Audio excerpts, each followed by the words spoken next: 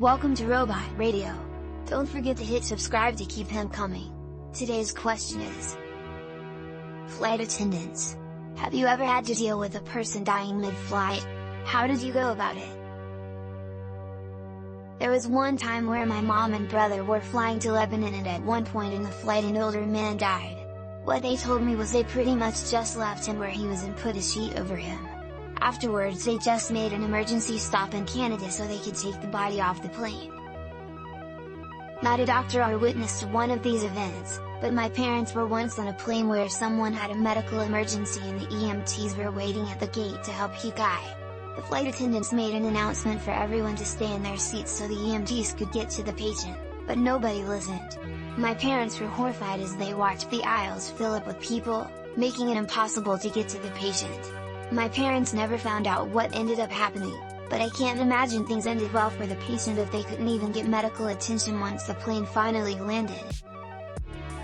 Not a flight attendant, but I work in the field. Recently there was a guy who died mid-flight, was flying with his daughter who was 16 or so. He had a stroke or some kind of a heart failure. The daughter had flown half the flight with him dead by her side thinking he was sleeping. They only noticed it when the plane landed. Can't even imagine the pain. And the thought that the last thing you'd do with your father would be boarding on a flight. Wasn't even a nice airline. But I believe they were flying from a holiday. At least a nice last memory, I guess. It's fairly common. You basically move the other passengers the row to other seats if possible, or you cover them with a blanket if there is nowhere else to move them. Dead bodies are dangerous right after death, so the main priority is to preserve as much dignity for the deceased as possible and to keep the other passengers calm. Well, you probably ask the passengers if anyone knows how to fly a plane. As a passenger, I had a guy next to me start dying. His lips were blue and he was going in and out. He had explained to me when he got on about his cumbersome oxygen travel tank that he uses because he smoked like a chimney and inhaled fumes in Vietnam, and he was also in NYPD during 9/11. When I saw him going, I hooked up his oxygen for him. Then we pretended nothing happened because the man not seemed to be intimate and emotional enough for that tough old person. I still think of him sometimes. He's basically a superhero that we all forgot. My sister was the responding FA on this flight. https://abcnews.go.com US/video/babyborn Southwest Airlines Flight 27494E05 Company policy prohibits my sister from talking about the incident, but she was the FA that answered the call button and was like, WTH, she said they had to take the plane out of service and get it cleaned, no doubt. Should have put that tag here, frown. After he expired, we stripped him of his clothes, donned him in a parachute, pulled the ripcord as we shoved him out of the plane. It was last reported that he landed on an ocean liner during a naked cruise and went face down between a woman's legs as she was tanning. She loved it, but he was dead to the world. Was on a 14-hour flight when an elderly lady had a stroke. The flight attendants took her to the kitchen floor to lay her down and asked for a doctor on the speaker. There were 5 on board. They worked on her for a couple hours, but she ended up passing away on the flight. She was 93. Whenever I see something interesting but can't answer, I upvote it so it gets more attention. I thought that said how they go about it. HET dead people being dropped off in Newfoundland, Canada. Do small pieces of my own soul count? Not a flight attendant, but I was on a flight where a guy had a heart attack mid-flight and we diverted to the nearest airport. I was shocked by how quick our descent was. Typically you do your descent in 30 minutes or so. You can definitely tell the difference when you do it in 5 minutes. Made it happens all the time, on planes, trains, ships act. Big ones have morgue-type rooms act. My mom had a man drop dead on one flight she was working. There was a doctor on board, but it was a massive heart attack, so nothing could be done.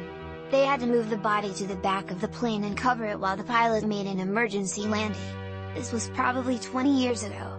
She encountered a lot while she worked as a flight attendant. All this is relevant to me. I flew from Phoenix to Fort Myers this April and a woman died on the flight. We pit stopped in Dallas where they took her body off. I learned my lesson, don't fly Frontier. My dad flies all the time. Recently, he told me he wants to die on a plane after an old man in the row behind him died on his flight.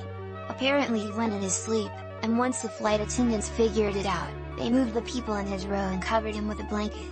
Dad said it was all just very calm and he was impressed by how it was handled. Not a flight attendant, but a coworker of mine died on a flight. She went on vacation with her son and was unaware that she had an aneurysm. She was okay on the flight there, but wasn't so lucky on the flight back. When the plane took off, that was it. I believe they had to make an emergency landing. It was a huge shock as she was only in her early 40s. Not a flight attendant, but I heard this great joke once. A guy died on a flight, so his seatmate didn't have to sit next to the dead guy for the entire flight. They moved the dead guy up to an empty row in first class. Another passenger said to the seatmate, "It's sad he died, but at least now he's in a better place." "You mean heaven?" "No, I mean first class." Obligatory, not a pilot, but my friend's status, and we were just talking about this. He had someone die on the plane, and when he radioed it in and spoke with the doctor, they said there is nothing that can be done and at this point just continue flying to the destination. The person was old and just fell asleep, dying in their sleep. I actually thought it was really difficult for me to handle those tiny in-flight bills because they don't really cover the person's face very well. My mom has been a flight attendant for 36 years. People die/start to die on flights all the time. Think of how stressed people get travel, paired with any health issues, old age, alcohol or allergies, and throw in my insulin/medication is in my suitcase. And the plane is currently over the ocean and unable to land, and he'll soon have a real emergency.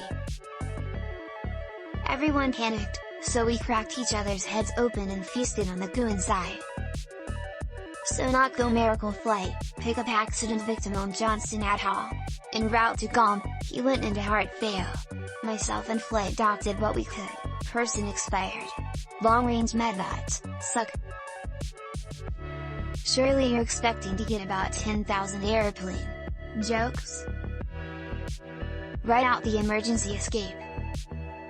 I think maybe like 2 people in this thread are actually real flight attendants that actually had to do with something like this.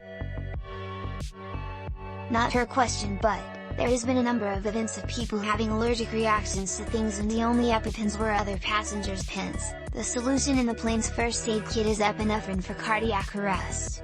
It is a violent, if not properly dosed, could cause severe reactions including death. Demand EpiPens on all flights. Saw a documentary on this once. A lot of people on board died.